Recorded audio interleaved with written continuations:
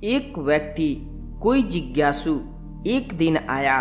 उसका नाम मौलुक पुत्र था। एक बड़ा ब्राह्मण विद्वान 500 शिष्यों के साथ बुद्ध के पास आया था। निश्चित ही उसके पास बहुत सारे प्रश्न थे।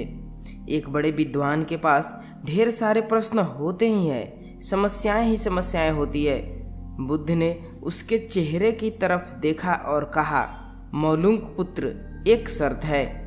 यदि तुम शर्त पूरी करो, केवल तभी मैं उत्तर दे सकता हूँ। मैं तुम्हारे सिर के भनाते प्रश्नों को देख सकता हूँ। 1 वर्ष तक प्रतीक्षा करो, ध्यान करो, मौन रहो।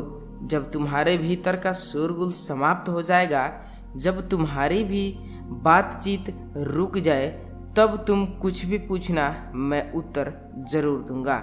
यह मैं वचन देता हूँ। मौलुक पुत्र कुछ चिंतित हुआ। 1 वर्ष केवल मौन रहना है और तब यह व्यक्ति उत्तर देगा। अरे कौन जाने कि वो उत्तर सही भी है या नहीं।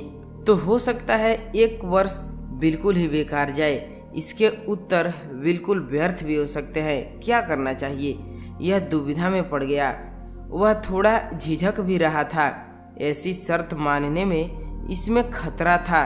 और तभी बुद्ध का एक दूसरा शिष्य सरिपुत्र जोर से हंसने लगा। वह वहीं पास में बैठा था, एकदम खिलखिलाकर हंसने लगा। मौलुक पुत्र और भी परेशान हो गया। उसने कहा, क्या बात है, तुम क्यों हंस रहे हो?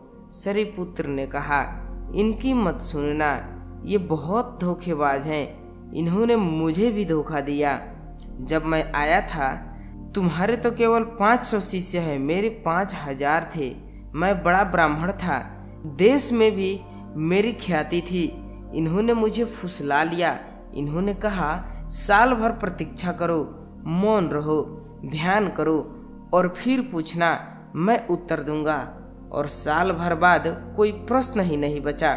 तो मैंने कभी कुछ पूछा ही नहीं और इन्होंने कोई उत्तर ही नहीं दिया। यदि तुम पूछना चाहते हो तो अभी पूछ लो। मैं इसी चक्कर में पड़ गया, मुझे इसी तरह इन्होंने धोखा दिया। बुद्ध ने कहा, मैं अपने वचन पर पक्का रहूंगा। यदि तुम पूछते तो मैं उत्तर जरूर दूंगा। यदि तुम नहीं पूछोगे तो मैं क्या उत्तर दूंगा। 1 वर्ष बीता। मौलुक पुत्र ध्यान में उतर गया और मौन हो गया। भीतर की बातचीत समाप्त हो गई। भीतर का कोलाहल रुक गया। वह बिल्कुल भूल गया कि कब 1 वर्ष बीत गया। कौन फिक्र करता है?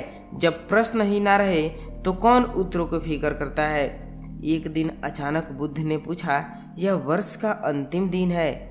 इसी दिन तुम 1 वर्ष पहले यहाँ आए थे और मैंने तुम्हें वचन दिया था कि 1 वर्ष बाद तुम जो पूछोगे मैं उत्तर दूंगा। मैं उत्तर देने को तैयार हूँ, अब तुम प्रश्न पूछो। मौलुक पुत्र हंसने लगा और उसने कहा, आपने मुझे भी धोखा दिया है।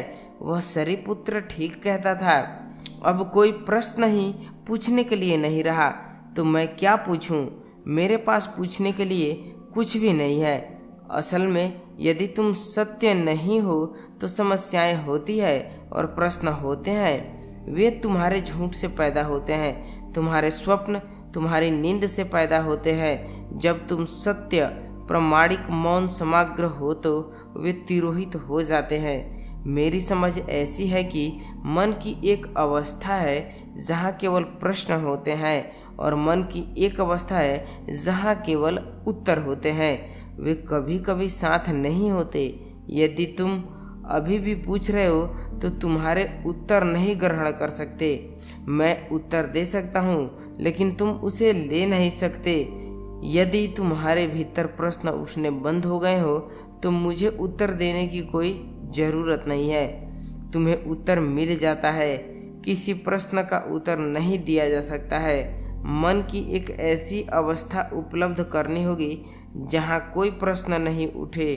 मन की प्रश्न रहित अवस्था ही एकमात्र उत्तर है। यही तो ध्यान की पूरी प्रक्रिया है। प्रश्नों को गिरा देता है, भीतर चली बातचीत को गिरा देता है।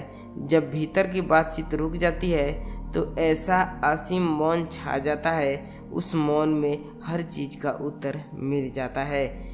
हर चीज सुलझ जाती है, शाब्दिक रूप से नहीं, स्थगित रूप से सुलझ जाती है। कहीं कोई समस्या नहीं रह जाती है।